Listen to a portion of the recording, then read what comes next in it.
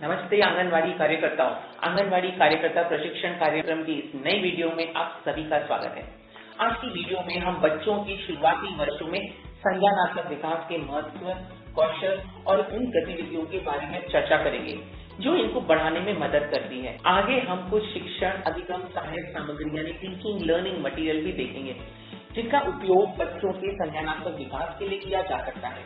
आसान शब्दों में कहें तो हम जानेंगे कि आंगनवाड़ी में आसानी से उपलब्ध निःशुल्क या कम शुल्क वाली चीजों से किस तरह अलग अलग तरीके से मजेदार खिलौने बनाए जा सकते हैं। लेकिन क्या आप जानते हैं कि उनकी शुरुआती वर्षों में उनका मानसिक विकास कैसे विकसित होता है और यह उनके पूरे भविष्य की नींव रखता है। संज्ञानात्मक विकास वह प्रक्रिया है जिससे बच्चे सोचते हैं, खोज करते हैं और अपने आसपास की दुनिया को समझते हैं।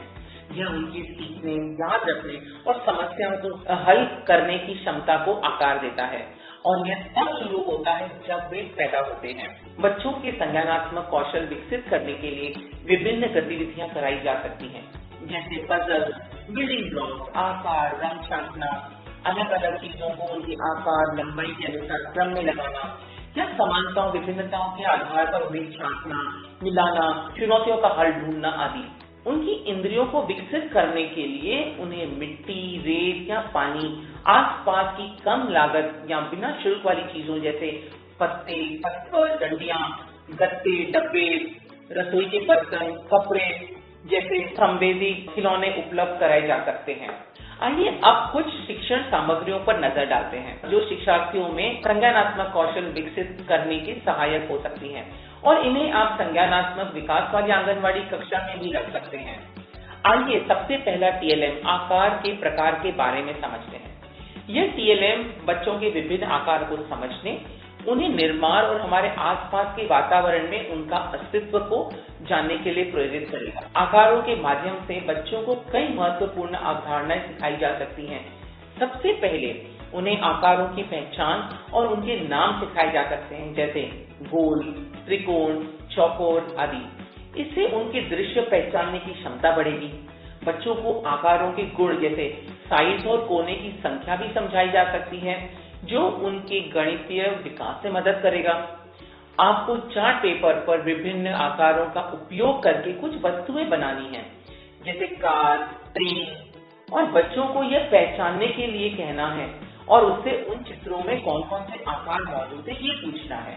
बच्चों को आकार को समझने के बाद उनके जैसे दिखने वाली वस्तुओं को भी देखने, ढूंढने के लिए कह सकते हैं, जिसमें आप आसपास की वस्तुएं या उनके चित्रों को इस्तेमाल कर सकते हैं। यह बच्चों की आकार की समझ को और भी बढ़ाएगा।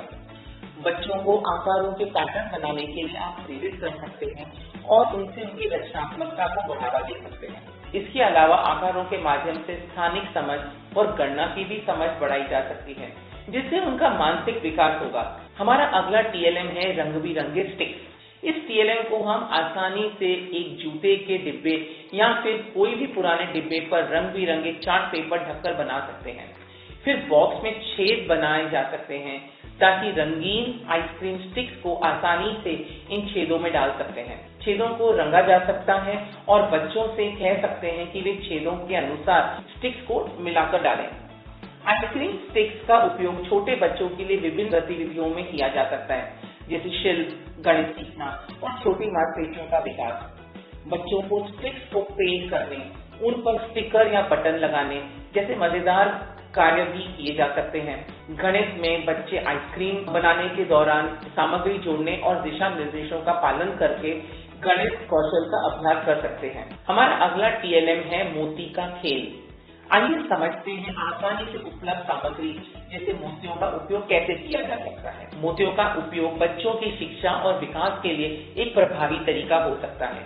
उन्हें विभिन्न प्रकार की गतिविधियों में इस्तेमाल किया जा सकता है, जैसे गणना, रंगों की पहचान, मोटर कौशल विकास आदि। एक कटोरे में विभिन्न रंगों के मोती या फिर कुछ कागज या कपड़े के बनी गोलियां आप रख सकते हैं और उनको चारों ओर रंगीन कागज या प्लास्टिक के कप रखें। बच्चों को प्रेरित करें कि वे कप के रंगीन मोतियों से मिलाकर उन कप में मोतियां भरें।